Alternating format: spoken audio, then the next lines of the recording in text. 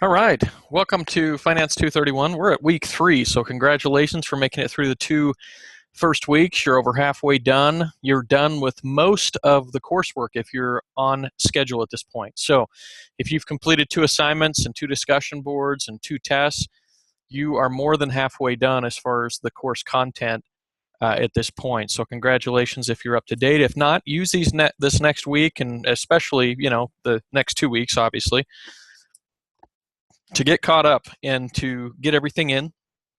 As of yesterday, everything was graded. As of last night, everything's been graded that was turned in on time to this point. Sometimes late work takes me a little bit longer to grade, but just note that everything should be graded that you turned in on time. If not, please zip me an email right away. Also, I've gotten a few questions about, assignment resubmission questions, things like that. It might be people who weren't listening to prior sessions, but that's okay. I'll just reiterate, and hopefully they'll review the sessions or review tonight's discussion anyway, or session.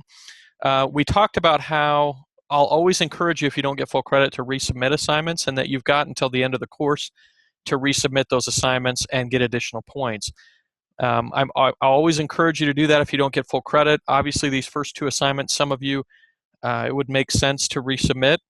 Maybe if you just add a half a page of content, that might give you an extra 20 or 25 points. Maybe if you rework the equations from last week or double check, your numbers from last week, that might give you an extra 20 or 30 or 40 or 50 points. So I think it's well worth your time to consider resubmission on the assignments if you didn't get full credit.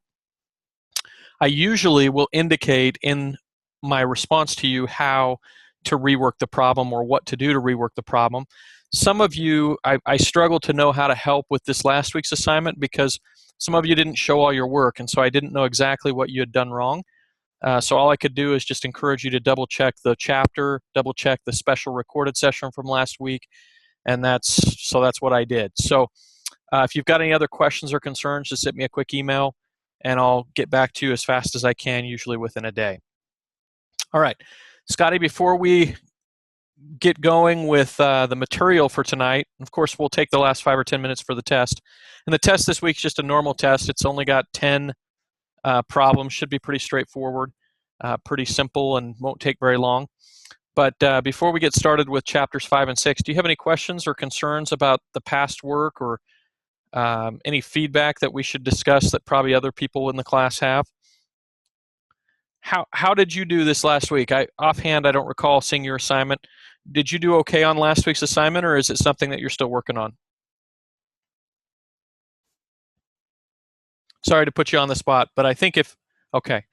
So the most important things that I can say to help with that assignment is just, as I mentioned last week in the session, view that extra recorded session that we did. It's very short, but it does give you a nice little start. It also points you to the examples in the book, and I think those are probably the best things to consider as you do the assignment, because those examples are very, very similar. The ones I point out in the session, the special session, they're very, very similar to the example that that the assignment is coming from. So good luck with that, Scotty. If you need any help or get stuck somewhere, zip me a quick email. But get started on it, do your best, and then even if you submit it and just need to resubmit it and work on some things, that'll be fine as well. So hopefully all of you feel comfortable, maybe not comfortable, but hopefully all of you feel like you have a direction with what to do with the assignment. And if not, like I say, between the chapter and that special recorded session, you should be okay, at least to get going on it. And then I can give you feedback after you turn it in. And once again, you can resubmit for additional points if you've gotten off track on something. All right. So discussion board was very good last week. Appreciate everybody's participation on that. I thought it was a great week on the board. Very interesting topic about online versus person-to-person investing. This week we've got another interesting topic about efficient investing and what it means to be efficiently invested. And so I think that'll be a really helpful topic as well. One of the things that I've already posted and that I'd love for you to all consider on this week's board is there a difference between diversification and allocation? I think we'll answer that in chapter 5 tonight in the slides. And then if there is a difference, which one's more important? Do you use both? How do they complement one another, and what do they mean? So most of us are familiar with the concept of diversification, right? It means to not put all our eggs in one basket, right? Because if that basket falls, what happens? The eggs all break, right? So a perfect example of the eggs and all in one basket would be Enron employees. About 7 years ago, the Enron employees, most of them, their 401ks and retirement was all invested in Enron stock. That would be an example of having all your eggs in one basket. When Enron went to zero, most of those folks lost everything as far as their retirement plans. So if you have stock, for example, in your retirement plan now, and I work for a bank where a lot of the employees are heavily invested in bank stock. And what we talk about is, it's not that we don't have the expectation that the bank stock will go up over time. That's not the issue. The issue is our employment is subject to the bank's risk. Does that make sense? So if the bank struggles, we might lose our job, right? So that's our livelihood that's dependent on the bank doing well, in this case, the bank that I work for. If you add on top of that your retirement might disappear, so you might lose your job and your retirement might go away if the bank struggles, that's too much. That's too many eggs in one basket, right? So even if you think the stock is going to do really well within a 401k or retirement plan through your workplace, it would never make sense to invest a substantial portion of what you're doing in the company stock. Because if the company struggles, you might lose your job and your retirement. And obviously, we don't want you to lose either, but we need you to be diversified so that there's not a risk of that happening. Okay? So that's diversification. We've talked about not all the eggs in one basket. Asset allocation is a little bit beyond diversification. We'll talk about, like I say, that tonight in Chapter 5 under Modern Portfolio Concepts, which is a flowery way of saying that people, very smart people, have thought through how to put mutual funds or stocks or bonds or a combination of mutual funds, stocks, bonds, and cash into a portfolio in order to maximize your return for the risk that you take. Okay, so that was a long answer to a short question, which is, how do advisors and individuals determine how to mix different investments in their portfolio? And the answer is there's software that's very complex but spits out very simple solutions that help you to allocate and diversify within a portfolio. And it would give you suggestions on what you should put in your portfolio in order to maximize your return and minimize the risk that you're taking for the return that you're trying to get, or maximize the return that you're trying to get for the risk that you're willing to take. Okay, two different ways to look at it. You can either be return focused or risk focused. Most people are return focused because that's the easiest thing to focus on and easiest concept to understand, right? We're always trying to get the most return we possibly can. But in reality, most of us are risk averse enough that we really should be focused on that risk element and probably plan based on how much risk we can take and then maximize our return for the risk that we're willing to bite off. And we'll talk a little bit about that tonight. All right, before we get started, any questions, Scotty, or concerns before we get to content? All right, so if we can make it to Chapter 6, Chapter 6 talks about common stock and what it even means to invest in stock, what stocks are. I think there's some good concepts. I think we'll have enough time tonight because we have less of a test review than we normally do, less of an assessment review, and we don't have an assignment that we need to spend a lot of time on either. This week's assignment is another case study. I will change the page requirement, so if you've already looked at it, I will change the page requirement to be a 2 to 3 page paper, and as we've discussed before, that means a full 2 pages of writing. Please don't question your grade when you get it back and you didn't get full credit. If you didn't get a full 2 pages, you're not going to get full credit. So a full 2 pages of writing. There are 4 alternative situations that the scenario talks about, and so if you dive into each one of those scenarios and give me feedback and opinions and what you think, as well as maybe some research you do on those different things, you should be fine to fill 2 pages. Keep in mind, as we've discussed before, that on an assignment like this, there's not a right or wrong answer. It's just your opinions, right? But your opinions should be well thought out, and they should be justified based on research or information that you've been able to find, right? So I'm not gonna dock you if I don't agree with your opinion, because it doesn't matter if I don't agree with your opinion, but I will need to see. Whoa, it's like it knocked me out just now. I will need to see that you have put some effort into trying to form some opinion and consider the different situations that in this case she's in. So, Scotty, does that make sense? And can you still see my screen, by the way, because it just blacked out there for a second? Hopefully, okay, good. All right, so that's this week's assignment. Should be pretty straightforward. Doesn't have the math like last week did. Does have some element of math though, so you're not in the clear completely, but it shouldn't be nearly as intense as last week's was. All right. So let's talk a little bit about modern portfolio concepts and what we mean by that. And we disappeared. Let me see if we can get us back.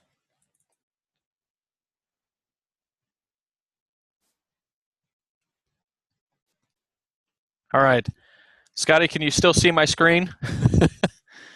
I think my,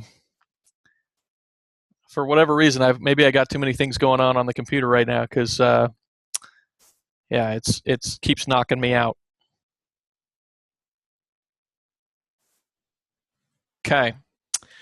So when we talk about portfolio, let's back up and just define what that is. A portfolio is just a collection of investments, okay? And the whole point of a portfolio is to try to accomplish some kind of goal. So why do we ever do a portfolio instead of like just an individual stock or bond? Well, we don't have to. I mean, you could do an individual stock or bond and that's it, but then it would be difficult with one or two stocks or bonds to diversify like we talked about before, and to allocate in order to maximize return for the risk that you take. So a portfolio can accomplish more than just, diversification. It can accomplish efficient allocation as well to try to maximize return for the risk that we're taking. So that's a portfolio. A growth-oriented portfolio is going to be focused more on positions that are focused on value change, or long-term price appreciation is the way we say it in the investment world. But just think of it in terms of if I'm going to invest in land versus a rental property, the land might be a growth-oriented type real estate investment because my focus is to try to have that land go up in value, right? But that land doesn't pay me anything in income, okay? It's just growth focused. I'm just trying to grow the value of that land and sell it to maybe a developer down the road for more money than what I paid for it. Different kind of investment portfolio is an income focused portfolio. And back to our example of real estate, this would be, that rental property where I'm focused much more on the rental income each month than I am on the value of the property increasing. Even if the value of my rental property doesn't go up, which usually it does. But even if it doesn't go up, I'm still going to consider it a successful investment if my focus was trying to create income, because it will create income, right, from my rents. The same is true for investments in the market, okay? When we talk about the three main categories of investments in the market out there, we talk about cash, which isn't much of an investment, but it's part of an asset allocation. We talk about stocks and we talk about bonds. And we might hold mutual funds that hold stocks or mutual funds that hold bonds, right? So the three main categories are equity positions, which are stocks, right? Bonds, which are another name for that is debt or fixed income, or cash. And the way we allocate between cash, bonds, and stocks is dependent on what our objective is for the portfolio. Are we focused on growth or are we focused on income? Now, bonds tend to pay more income and stocks tend to pay more growth. So if I was a growth-oriented investor, the majority of my portfolio would probably be stock or stock-related instruments. Okay, stock or stock-related investments. If I was income-focused, I'd probably have mostly bonds, fixed income, which, like I say, bonds can be used is a synonym for fixed income, can be used interchangeably with debt. Okay, debt, fixed income, bonds are all the same thing. But if I was focused on income, I would focus on those types of instruments because they all pay regular cash flow, regular income to me as an investor. Okay? All right, let's keep going. I'm sorry, it keeps the actual meeting tabs keep bailing on me, so I have to keep going back and forth a little bit. I apologize. Okay, so the ultimate goal of an efficient portfolio is to provide the highest return for a given level of risk. So if you were to tell me, Scotty, that you are a very conservative investor, okay, and I were to try to measure that on a scale of 1 to 10, for example, just to simplify things. Let's say, Scotty, you and I talk, and I decide, based on your answers to my questions, that you should be very conservative. And out of it 1 to 10 on a scale of risk, 10 being very aggressive, 1 being very conservative, we determine that you should probably be a 3, right? Not even balanced, very conservative relative to a 1 to 10 scale. 1 would be like a bank account. 3, you can take a little bit more risk, but you're still very conservative. So now that I know that you're a 3 on my scale of 1 to 10, my job as an advisor, or my job as a broker, right, with one of these robo-advisors that are out there, like we talked about on last week's discussion board, my job becomes giving you a proposal or an allocation idea that maximizes the amount of return that you can get for being a 3. Okay? Now, there might be some difference of opinion between advisors or different resources on what a 3 really means, right? How much risk you can really take. But no one's going to be misinterpreting a 3 with a 10, right? A 10 might be 100% stock positions, very aggressive stock positions. A 3 would never be 100% stock positions, but it probably would be more like 70% or 80% bonds, and maybe only 20 or 30% stock, so that overall the allocation is much more conservative and income focused, which tends to be a more conservative approach. Okay? So does that make sense how we would ascertain what your risk profile is? We'd try to come up with what your risk profile is, and the next thing we would do is try to maximize the amount of return that we can get for that. And if I'm an advisor saying that you can get 3% with me based on your conservative allocation, and the next advisor says, hey, based on that same risk profile, I have something that can give you 5%, obviously most of us as consumers would want to accomplish the one that was higher. Now, in the advisor world, everybody's just trying to outdo the next person, but in reality, as consumers, we're just trying to maximize our return for the amount of risk that we can take. Okay? Any advisor that's not focused on your risk profile, trying to ascertain or trying to accomplish what amount of risk you can take, you should not even think about using as an advisor. And why do I say that? Because if someone's only focused on trying to sell you on returns or sell you on the potential for something that can grow over time, if that's the only thing they talk about, that's fine to talk about. But if that's the only focus, if that's the only thing they talk about, and they don't adequately determine your true profile, meaning how much risk you can really take, there's a good chance that they're in the business of just selling you products and that they don't care about what's in your best interest. Okay? It's like going onto a car lot. I go into a Ford dealership, Scotty, and I say I'd like a truck, and the salesman, because he doesn't have any trucks on his lot that day because he sold them all out, shows me a crossover, shows me a car. Okay? Is he interested in what I want, or is he interested in selling me something? Of course he's interested in selling me something if he's not matching what I've told him that I want, right, with what he's doing. Exactly. And we've all been around people who we say, wow, that person, I feel kind of slimy. They're just trying to sell me something no matter what. They're not really listening to what I'm trying to accomplish. The same thing happens all the time in investment advisory services with investment advisors, and it's something we just have to be careful to look for and to listen for somebody who's really trying to figure out what we're trying to accomplish and how much risk we can take, as opposed to just jumping to trying to sell us something that might sound exciting, but might not match with really what we're trying to do. Okay? All right. So that's kind of an introduction to what an efficient portfolio is. Return on a portfolio is simply, based on the weights of the different investments inside. So it's the weighted average of a portfolio. Okay? So an example of this is, if you've ever heard on the radio or seen on TV someone talk about what the S&P 500 did that day, like for example, the S&P 500 went down a bit today, maybe down 0.25%. I don't recall exactly where it was. It closed, too many 6 hours ago, so I don't recall exactly what the close number was, but it was down a little bit. If the S&P 500 was down a little bit, that means that of the 500 stocks that make up that index, the average, weighted average of all of them went down a little bit today. Doesn't mean all of the positions went down, just means the overall average went down based on taking all those individual positions into perspective. Okay, so that's what the S&P 500 is it's a weighted average of all the stocks in the S&P 500, which is an index that tracks the 500 of the largest stocks or 500 of the largest companies in the United States. Okay. So the same thing is true for our small portfolios. If I have a portfolio through my 401k at work, okay, if I have a 401k at work and I have 5 different mutual funds, my overall return obviously is derived from what those 5 mutual funds do. If I have 2 that go down and 3 that go up, and my 3 that go up are my smaller positions, and my 2 that go down are my bigger positions, then even though I had 3 go up and 2 go down, I still might have my overall account value go down, right?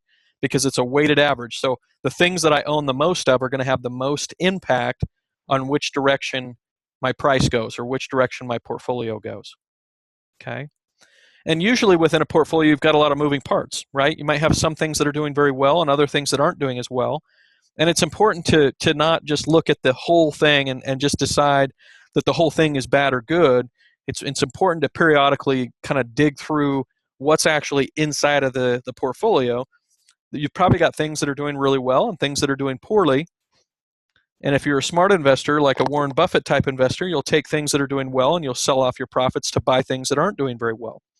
And what we call this in the business is systematic rebalancing. You might have heard of that term rebalancing before. The whole concept of rebalancing on a 3-month or 6-month or 12-month basis is periodically you go in and systematically take things that have done well and sell them off to buy things that have done poorly. Now, sometimes when I explain this to customers, they say, well, why would I want to sell winners and buy losers? Right? Because that's what you're doing. You're selling winners and you're buying losers. But that matches up perfectly with the concept of always buying low and selling high. And most people have heard that concept, right? You want to buy low, sell high. Well, when you systematically rebalance, you're taking the winners and you're selling off some of them to buy some of the losers. To systematically, you have a systematic approach to buying low and selling high, which is what you should do. Okay? If you do the opposite, you end up getting hurt because all investments have cycles, right? All investments are going up and down over time. How fast they go up and down, nobody can predict perfectly. But what we can predict is that they will always go up and down. They will always have cycles. And if you know that they always have cycles, it makes sense to have some kind of systematic method to taking winners, selling off some of them, and buying into losers, because at some point those losers will become winners and the winners will become losers. That's just how the market works. It goes up and down, and different segments and industries will always have their day, and then there'll always be a dog at some point. Okay? So that's how you systematically rebalance in an efficient portfolio. Now, when we talk about standard deviation, which is a calculation that we did last week on those 2 stocks, X and Y, we talk about standard deviation, we're just measuring how much risk or volatility an account has. So the more standard deviation an account has, the more volatility, the more dramatic ups and downs the portfolio will have. So just as an example, an account with a high standard deviation in 2008 would have lost somewhere between 40 and 45% of its value. Almost half of its value would have been lost in 2008. So if you had a $100,000 account in a high standard deviation, high risk portfolio, you would have lost almost half of your account. Your value would have been something like $55,000 after 2008 and the first part of 2009. So some of you would have had a heart attack, and even thinking about that probably gives you heartburn to think of going from $100,000 of value in an account down to $55,000. Now, that type of account has recovered just fine and actually done quite well since 2008. So it's not like you go down and then stay down. Like we talked about, it goes in cycles. But that's just an example of a high risk, high standard deviation type of account. Now, if you have a low risk, low standard deviation account in 2008 when the market went down significantly, like we just barely talked about, your account might have gone down 5, 10, or 15%, which still feels uncomfortable, right? None of us want to see our accounts go down by 5 or 10 or 15, but if you know that the market went down 40 or 45% and you only went down 5 or 10 or 15%, most people would consider that a victory. A moral victory, if not, if they understand investing and they went down only a very small part of what the actual market went down, they would feel very comfortable that that was a good thing. That was something that they were glad that they took less risk, right? The flip side is in 2009, if you held on in 2009, the market went up about 50%, okay? And if you were in a conservative account, you only went up about 9 or 10%. So it cuts both ways, right? If you're in a very conservative account, you don't go down as far when the market struggles, but in a good year, you won't go up as much. Now, there's a lot of behavioral finance folks out there that do studies, psychological studies, on whether or not pain of going down hurts more than the euphoria or happiness of going up. And there's a lot of statistics and actual data that support the fact that most people would rather not go down as far, and in order for the right, even if it means they won't go up as much in good years. Okay, that was probably kind of confusing, but the bottom line is pain of going down is a lot worse or a lot more extreme for individuals than the happiness of going up.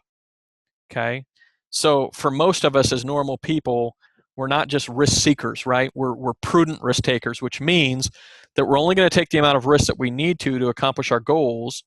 And anytime we can reduce our risk, we probably will. Yep. So Scotty, actually, you're saying exactly what I'm speaking to, which is most of us are fairly risk averse. Actually, most of us are consistent with what you just barely stated, which is most of us don't have an appetite for losing a lot in 1 year. And that hurts us a lot more to see it go down than it helps us or makes us happy when things go well. So that 2009, when people went up 50%, people were excited. They were happy, don't get me wrong. But that happiness wasn't on par with how bad it hurt in 2008 when they went down. Well, then you were probably in a situation, luckily, Scotty, if in 2008, if you're very conservative, where your 401k didn't go down too dramatically. Okay, very good, and probably recovered fairly quickly as well. So the other, devil's in the details, right? But the other issue is that when you take less risk, you recover faster when things go down. It took people almost 3.5 years, if they were aggressive, to recover just what they had lost from 2008. If you were an aggressive account, a real aggressive account. If you're in a conservative account, some people were already recovered within 9 or 12 months of 2008. Okay, which still is uncomfortable, but feels a lot better than having to wait 3.5 years for that recovery. So good. Glad to hear that you were conservative back then, because that would have created a lot of heartburn and stress and headaches for you if you'd have been real aggressive in that period. Now, one of the things we always discuss when it comes to risk, okay, because I've just told you that psychologically most people, if they're honest with themselves, don't want to take a lot of risk with investments, okay?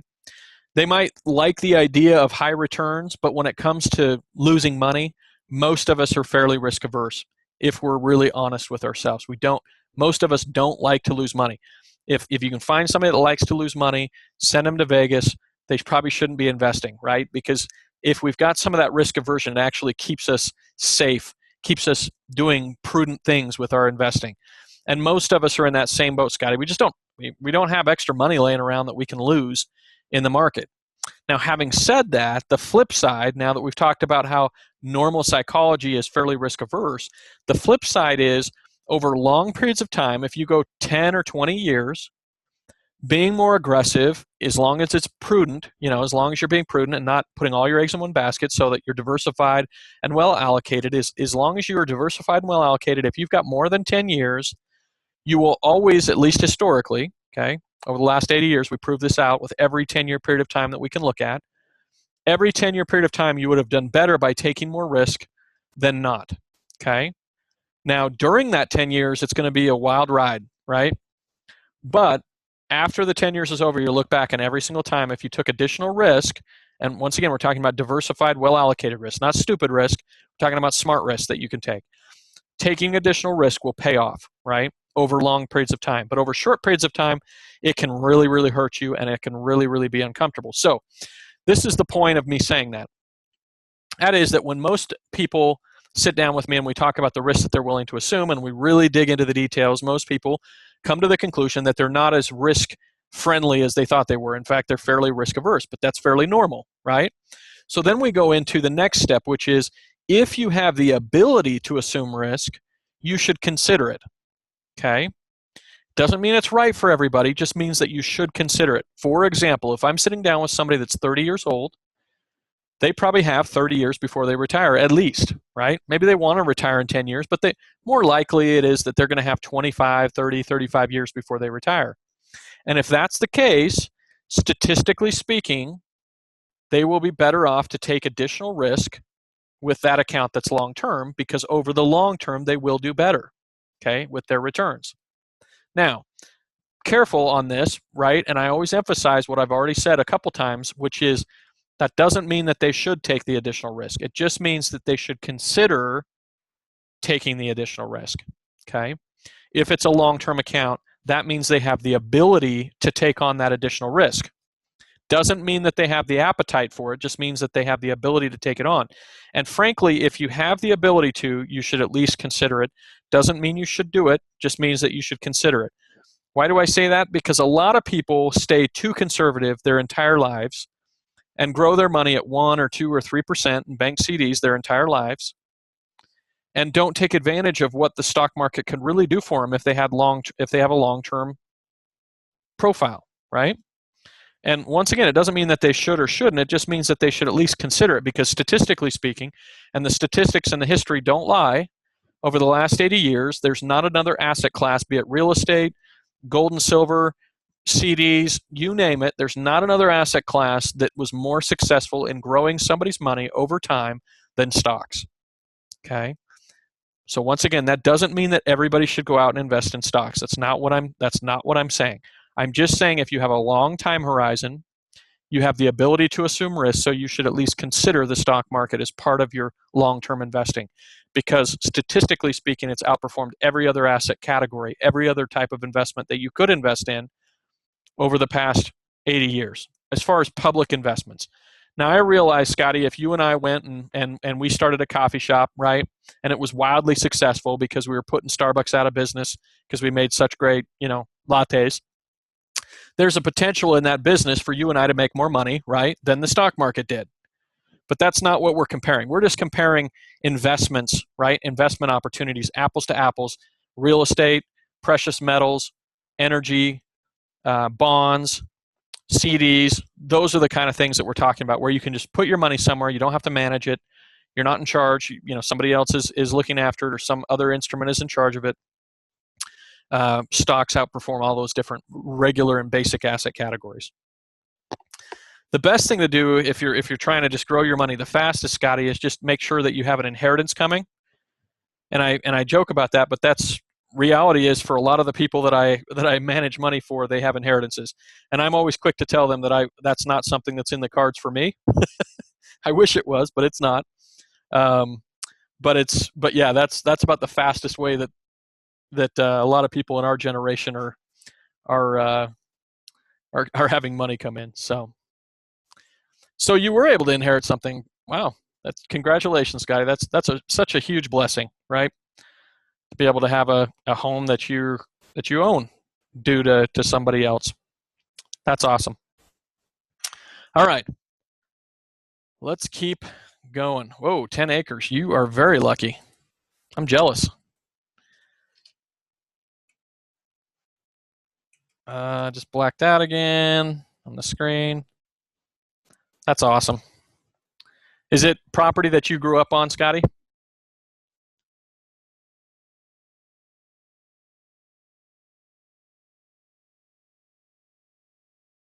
Or that you grew up near anyway? Very cool. Yeah, that's neat. I love that. That's very cool. Okay. All right, let's talk real quick about correlation, because this is a very important concept when it comes to investing. The reason that a good allocation works, okay, or a good diversified portfolio works, is because of correlation, okay? The concept of correlation is the reason that a diversified portfolio works. It's the reason that it lowers your risk. Why? Because when two stocks or two bonds or two mutual funds are not highly correlated, and we'll talk about what that means, when they're not highly correlated, it lowers the overall risk of your account without lowering the investment return potential by the same amount. So by mixing certain investments together, we can maximize return and minimize risk once again. And it's not a random process. We don't just throw random stocks together, call it diversified, and end up with an efficient portfolio. We have to be able to understand or have somebody give us analysis on the correlation between the different positions we have. The lower the correlation, the better the diversification. The higher the correlation, the worse the diversification. So let me give you an example. If I have two stocks, a two-stock portfolio, and one of them is Walmart and one of them is Target, okay? The correlation between Walmart and Target is going to be fairly high. It's not going to be perfect, but it's going to be fairly high, meaning when Target goes up most days, Walmart's going to go up. And when Target goes down most days, Walmart's going to go down most days. So they're going to go in basically the same direction. So because the correlation is high between those two particular stocks, they don't diversify me very much, okay? They diversify me a little bit, but not a lot, right? If all the retailers around the country struggle one day, then my portfolio of Walmart and Target's probably going to go down, okay? Now, if I put Walmart and Apple into a portfolio, there's still going to be some correlation, right? There's always going to be some correlation, or usually going to be some correlation between different investments, but the correlation between Apple and Walmart is going to be a lot less than the correlation between Walmart and Target, because Apple and Walmart are far different. They're different industries, they're different operations. One's a manufacturer, one's not. One is involved in technology and developing new technology, one is not. So because they're different, they're going to have a lower correlation, and you're going to have increased diversification from holding those two stocks as opposed to two stocks in the same industry doing the same thing, okay? So when we allocate different investments, we got to make sure that our correlations are low between them so that we can maximize the benefit of diversification, okay? So if it's positively correlated, moves in the same direction. If it's negatively correlated, they actually move in opposite directions. And if it's and the correlation coefficient is just a measurement of how much one will move if the other moves, okay? So that's what we're talking about here. If you can have different investments that have zero correlation or a negative correlation, that significantly enhances your diversification within your portfolio. Now, when we talked about main portfolio groups, we talk about stocks, bonds, and cash, right? Or mutual funds that hold those different items. The correlation between stocks and bonds historically is very low, and the correlation between cash, stocks, and bonds is historically zero, meaning cash doesn't correlate at all. How cash doesn't correlate at all with how bonds and stocks do. So the reason that you mix cash, bonds, and stocks in a well-allocated portfolio or an efficient portfolio is because those three different asset classes tend to move in different directions at different times. And so just having those three asset classes tends to diversify you and help you be well allocated. All right.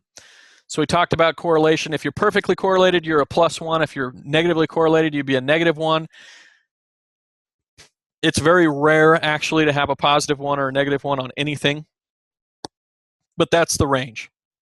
So if I told you that two different items had a correlation of 0.1, you would know by seeing that, okay? You'd know by seeing 0.1 that there's a weak positive correlation between those two stocks, okay?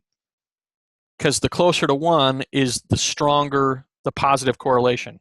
The closer to 0 is the closer it is to no correlation, and the closer to -1 that it is closer to an inverse relationship or a negative relationship between those two positions, okay? So if you can mix things that are negatively correlated or have zero or very little correlation, you'll accomplish significant diversification by doing that. So there's a show called Mad Money every day on CNBC with Jim Cramer, and he just yells at people the whole time, and he's really loud, and so a lot of people don't like to watch his show. But on, I think it's Thursdays, he does a little segment called Am I Diversified? He has people call in, they give him 5 different stocks that they have in their portfolio, and then he tells them whether or not they're diversified. And the bottom line of that little exercise, or that little game he does in his show every Thursday or whatever day it is that he does Am I Diversified, is he in his mind knows these companies well enough to basically tell people right off the cusp, right when they're talking, whether or not those people are diversified. And many times people will call in and they'll have two stocks in their portfolio that are just almost the exact same company, right? They have a different name, they maybe are located in a different place, but they basically do the same thing. Okay, and it doesn't make sense to do that and try to be diversified. You'll want to be diversified, and so that requires you to have a mixture of different industries and categories and types of companies so that you can minimize your risk of your portfolio. This shows you how graphically that looks. This graphic right here speaks to what we talked about earlier about 2008. Okay, now, Scotty, you kind of mentioned that you had something similar to portfolio F&G in 2008, meaning it doesn't have the extremes ups and downs, but it's more consistent, right? More shallow downs, shallow ups, but less volatility. Okay, so that's a good combination to have a conservative portfolio. You can accomplish that by having some risky assets, okay, that just are negatively correlated, right? So you might have something really aggressive like emerging market debt or gold, which I know, the media tells you is very conservative, but it's actually a very aggressive thing to invest a lot of money in gold. But small amounts of it in conjunction with other asset categories actually reduces your risk, and you end up with a portfolio like the one on the right, where you're going to limit some of your upside potential, but you're going to significantly reduce your downside risk, which is what a lot of people are very interested in making sure happens. I want to show you a graphic here and maybe end on that before we go to, okay, it talks about international. Well, we need to talk about that real quick. All right, so there's two different types of main categories of risk. There's diversifiable risk, and then there's non-diversifiable risk. What's diversifiable? It's diversifiable. There's diversifiable risk if we're talking about company-specific risks. So if I invest in Walmart and they go bankrupt, that was a risk that I could have diversified away from if I would have invested in more than just Walmart, right? So if I've got 100 different positions and one of them goes out of business, I'm still going to be okay. If I have 2 positions and one of them goes out of business, I'm going to lose half my account, right? So that's diversifiable risk. It's risk that we can diversify from by just being really well allocated and diversified. But then there's risk that's not diversifiable, meaning, something like 9/11 happens back in 2011 or 2001, and you can't diversify away when you're in risk investments from a war, right? It lowers our account values. Can't diversify away from inflation. Inflation's going to happen. It doesn't matter what we do in our account. It's going to happen. It's a good reason or motivator to have an investment because we got to keep up with inflation. But having your account is not going to protect you from inflation happening. Inflation is going to happen without you. And then political events. There are things that we can't diversify away from, and then there are things that we can. So the idea is we want to diversify the best we can to get rid of our unsystematic risk. And usually if it's a stock portfolio, that requires about 30 positions at least or more statistically to get well diversified away from any unsystematic risk. But you can get most of your unsystematic risk taken care of with only 5 or 6 positions as long as they're highly diversified. Okay? So before you worry about having to have 30 different stocks in your portfolio, you can do it pretty well with 5 or 6 instead of expending all the commissions and trading costs of having 30. Or you can buy a mutual fund that has 100 or 200 or even 1,000 different stocks inside of it. And in that way, you immediately diversify away from your diversifiable risk by only having one position and having somebody else manage it for you. Okay? But it's important to understand that no matter how much you diversify, you can't diversify away from everything, of course. We know that, right? It's still going to fluctuate even if we're highly diversified. Even if we're highly allocated, it's going to move around on us. But it's good to know what we can control and what we can't control. And it's important to make sure that we, the best we can, control the risks that we can control. All right. So I just want to end on this graphic. I think it's very interesting. When we talk about risk, we talk about beta, and beta is a measurement versus the stock market of how volatile a certain particular position is. Okay, it could be a mutual fund. In this case, we're looking at different stocks, right? So you see Amazon.com, You see Walmart, you see Microsoft, you see IBM, you see Goldman Sachs. These are different companies that most of which you probably recognize, some of which I don't even recognize. I know what the company name is. I've seen it before, but I couldn't tell you what they do, right? So these are very popular companies, though, most of them, and you probably find companies that you're very familiar with on this list. Okay. Couple things that it highlights and that we put in green here, and that's Bank of America and Ford Motor Company. Both of those have significant betas, meaning high risk relative to the stock market. If you were to look back in the 90s, both of these companies would have very, very low betas. So one of the lessons of this particular graphic is that that companies' betas can change very quickly, meaning how much risk that company has can change very, very fast. Ford used to be considered a very, very conservative company. Bank of America, very, very conservative company with very low volatility, very low risk. Coming through the 2008 financial crisis, all of a sudden we're dealing with a company that has very high risk as far as looking backwards at the risk. Some of these are very, I guess you could say they're what you would expect. For example, a company like Procter & Gamble that does all kinds of what we call consumer staples, meaning products that we all use, right? Like Crest, Tide, different brands that a lot of us use.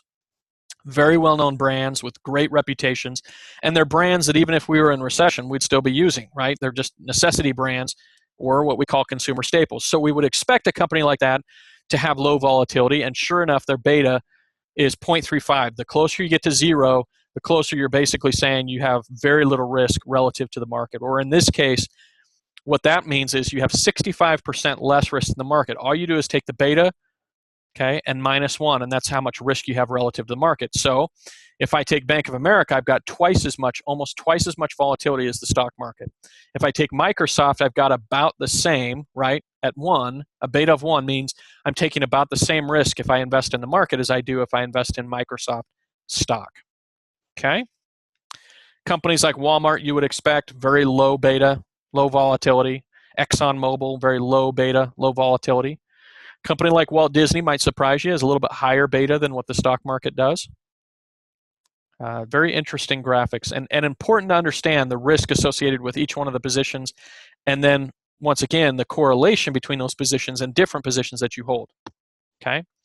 Now, one of the most important concepts about asset allocation diversification is this. If I take Microsoft and Nike, right, they're right next to each other on this graphic. They're both about 1 as a beta, right? If I put them together in a portfolio, very different companies, right? One of them does technology, software, and the other does shoes and apparel. So very, very different companies. If I put them in a portfolio together, my average beta, by looking at this, people might say your beta of your portfolio is probably going to be about 1, right? Because normally when you take the average, you just take the average of the two betas and then divide by 2, right? You total them, divide by 2, and that's how you get an average. When it comes to betas of stocks that you put in a portfolio, that equation doesn't work. Taking the average of the betas doesn't work. And the reason is a big benefit to you and I as investors, and that is when we put 2 betas of 1 into a portfolio, our overall beta might be something like 0.75 or 0.8. Why? Because of the correlation issue. Because if these two stocks aren't exactly correlated, we're not going to get the beta of those two stocks combined. We're going to get the beta, we're going to get a lesser beta. Okay, but still have the potential of growth from Nike and Microsoft. So I get the benefit of the upside potential from those two stocks, but I lower my downside risk by adding them together. And the same is true as you exponentially add more stocks, right? You can keep lowering your beta. Now there's a point where you can't completely eliminate beta. We talked about how there's still going to be risk, right? Risk that you can't diversify, but you can lower your beta significantly beyond what it would be if you just had one of the stocks by diversifying. All right, we've talked enough about investing, about allocating, about risk, about diversification, about making sure that our asset allocation is good. I want to stop there unless you have some questions, Scotty, and go straight to what we need to know for the test to give you some notes for that. Is that going to be okay, or do you have any questions? Okay, so let's make sure we take a look here. This week on the test, as I mentioned, you've got 10 questions. I'd say about half are true false and about half are multiple choice.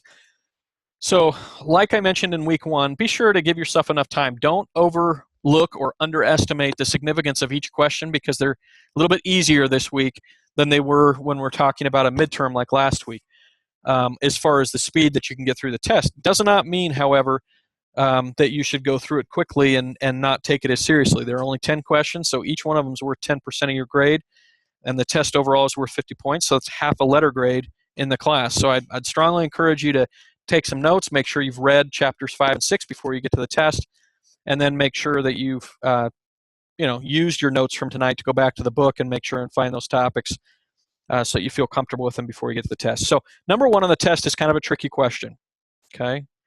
Number 1 on the test is kind of a tricky question, but it speaks to exactly what we were just barely talking about with these different stocks. The idea is,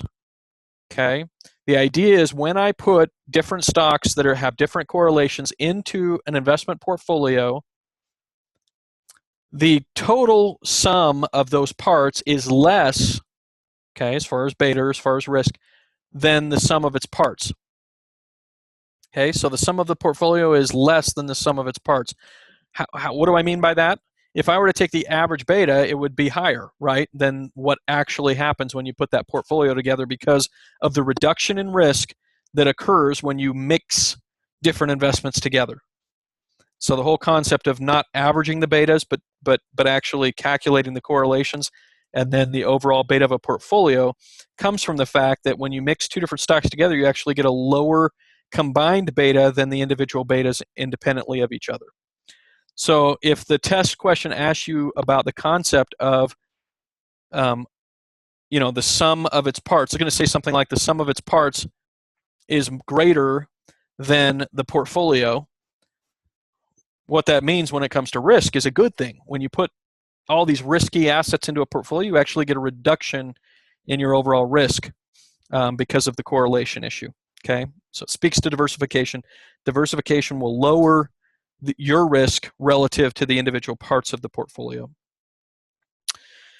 Number 2 on the test asks you to basically understand relationships and correlation between different investments. So going back to correlation, if 2 investments go basically the same direction as far as their returns, then they're correlated. They're highly correlated.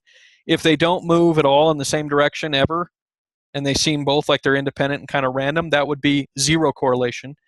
And then if they always are doing the exact opposite thing, that would be more of a negative correlation. So just make sure you understand that concept before you get to the test, and you'll be fine on number 2. Number 3 on the test just talks about what the effect of taking unrelated or uncorrelated assets is into a portfolio. So if I put uncorrelated assets in a portfolio together, I would expect the overall risk in my portfolio to go down dramatically. If I put highly correlated assets in a portfolio together, I'm not going to reduce my risk very much. And if I put negatively correlated assets together, then I'm going to eliminate my risk, or eliminate a lot of my risk anyway, as far as the diversifiable risk part. Number 4 on the test, you want to make sure and understand the difference between risks that you can diversify from and risks that you cannot.